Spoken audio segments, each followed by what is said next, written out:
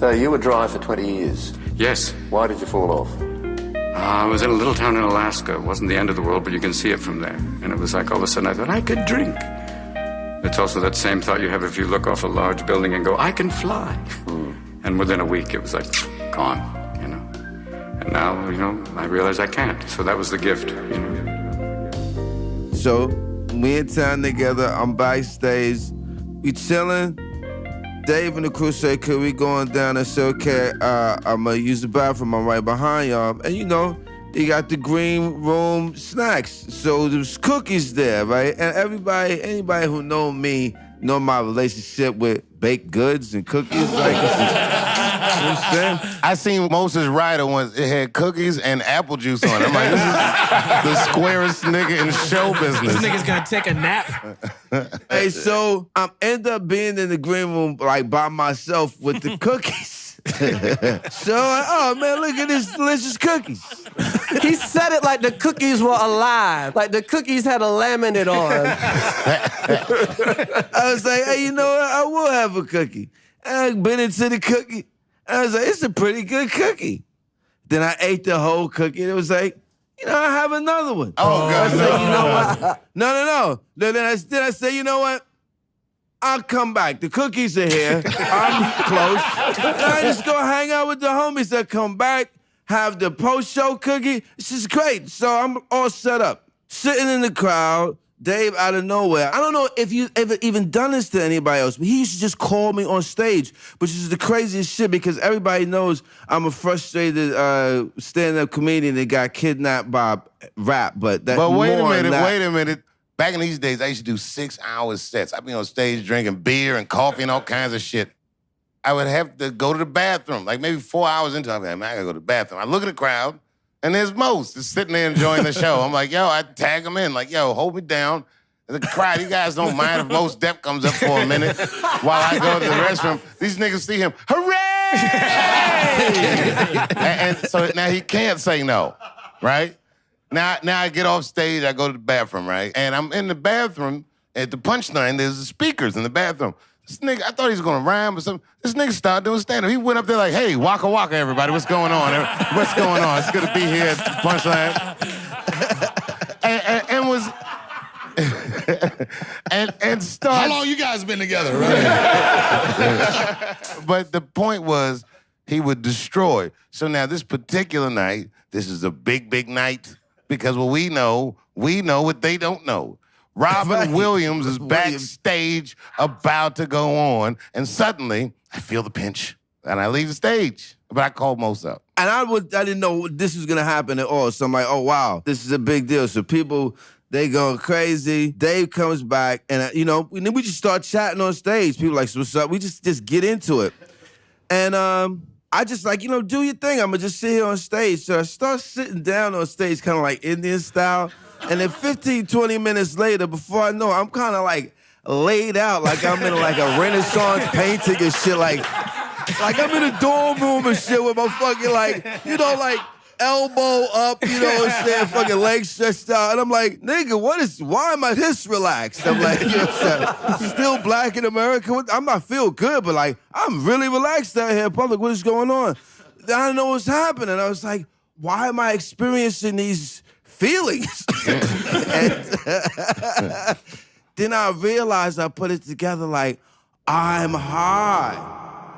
Oh, I'm high. And then I put it together that it was the cookie. And then right when I made the cookie connection, I came up to Mos and said, you passed my test.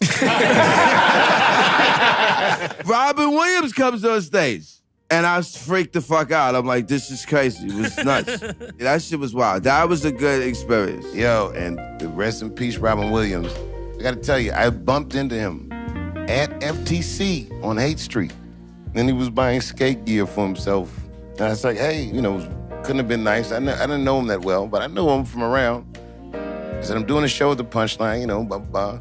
And he was very gracious, but didn't give me any real inclination that he'd show up. And he did. And he sat in the green room, and I could tell from his swag, oh, this nigga wants to go on. Yes. He's not here. He's not here. He doesn't give a fuck about checking me out. He wants to go on. And a lot of times in comedy, that's some pecking order shit. Niggas feel funny if another headliner show up to their show, but not him. Yeah, that's Robin Williams. Correct. It's true. You said about someone who's being on that people want you to be a certain way, and sometimes you can't help but be depressed. Or, just the nature of being.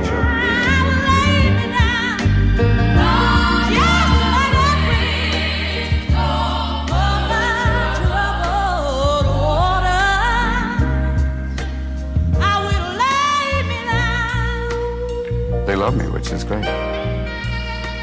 That's the simplest and most wonderful thing. That's the bottom line. That helps the most. And then the rest is up to me. I had a friend that I went to high school with that served in Afghanistan. He was a mine clearer. It was a stressful job. This nigga's from like the hood in D.C., but he was a visual artist, and that's why we went to the same high school, and he was great at his artwork, but now he was in the military. He found himself in Afghanistan. He's an officer. He reports directly to Tommy Franks, the commander of the United States forces in Afghanistan, and he had to clear mines. And I remember talking to him once when he was home on leave, and he said, whenever you hear in the news that someone got killed by a landmine in Afghanistan, as bad as that feels for you, you will never imagine how I feel. He tell me shit like this. I'm not staying another man's grief, but I'm just framing the picture. And he told me one time, he said, I was out in the field, like in the field. He said it was a stressful time. I look up, I see a white dude coming for me, and I realize it's Robin Williams.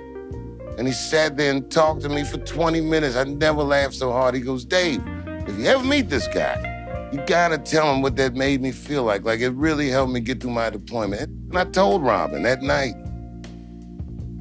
I said, I have a dear friend of mine, and he claims he saved his life just by being there. And he said, oh, yes. Thank you.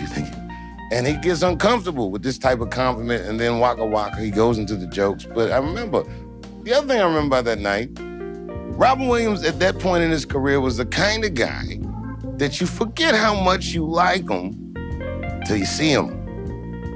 And when he came on that stage, man, the place went crazy. It was only 220 seats in the punchline. It sounded like 10,000. I can't remember a single joke he said.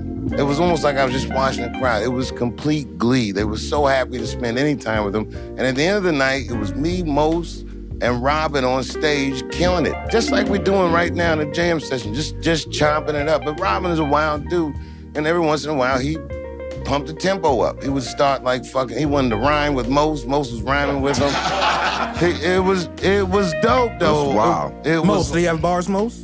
Yo, I was just tripping, like, Robin Williams is really going for, but like, yo, we about to do a cypher right now. That's L, that's so L. It's what they call in the wine world an odd pairing. Yes, exactly. It was an odd pairing, but it was perfect.